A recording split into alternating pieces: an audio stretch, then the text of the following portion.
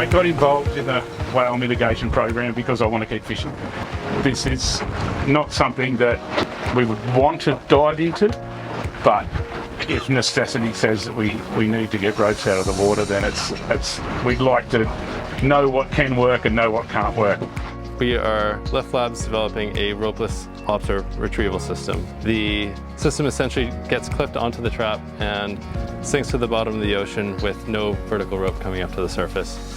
And when you're ready to pull the gear back up, you send a signal down to it, it inflates a buoy, and it lifts the trap up to the surface.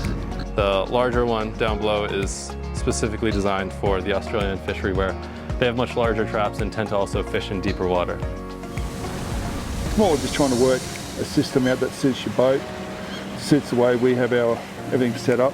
Just trying to work out what works, what doesn't work, then why doesn't it work, and then how do you make it work. We go to sea and you don't get 2 days in a row that are the same. So you have different things, the weather, the fish, the traps, the currents, whatever the boat. At the end of it, we just got to work out whether we've got a system there that we can do something with and then progress it a bit further. I'm Andrew Kent. I've been fishing for 24 years in the Tasmanian rock lobster fishery. Today I've been trialling these pots with the self-triggering buoy lines, retrieval lines. With fishing gear, you're putting out really inexpensive gear really frequently. That really you need something that is, fast, simple, and cheap. Right? Right there. Ready, steady, go.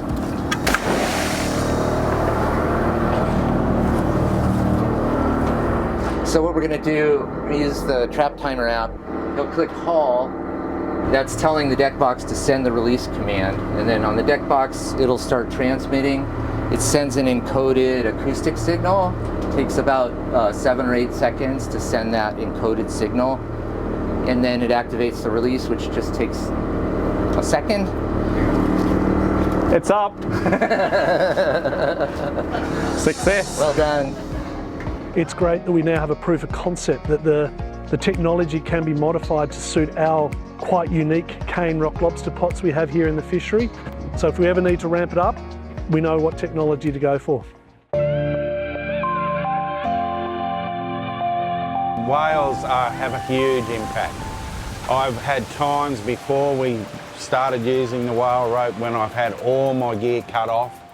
Nothing entangled with the whale, but it meant that I've had to spend the whole day grappling gear back. The whale rope works because it lays on the bottom, so when the whales go down into the water column, they don't get entangled. As you can see here, we've got a line hauler. We do have a problem still with being able to pull the whale rope and have something that can actually pull it and not wear out. This is one of the things we've tried. It's not completely successful, but it works. I haven't been hooked up yet. So far it's clean slate. And that's probably 4 years I've been using that stuff.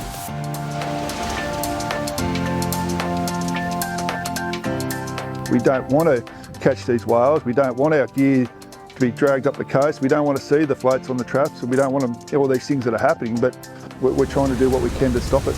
If the issue becomes such a big thing that they start saying, well, we've got to close the fishery down for 2 or 3 months. Say, for instance, we couldn't trap in this time of the year, that will cost us a lot. So by doing these sort of things, trialling this sort of work, hopefully we can stay away from that sort of thing from happening. While you know that what you're trying isn't going to be the perfect solution, but until you actually start doing it, get some results, get some trials, compare it with other fishermen doing the similar sort of thing, so you can bounce ideas off them and you develop it and refine it, and then hopefully someday, somewhere in the future, we'll have a system that is good for the fishermen, good for the industry, and good for the whales.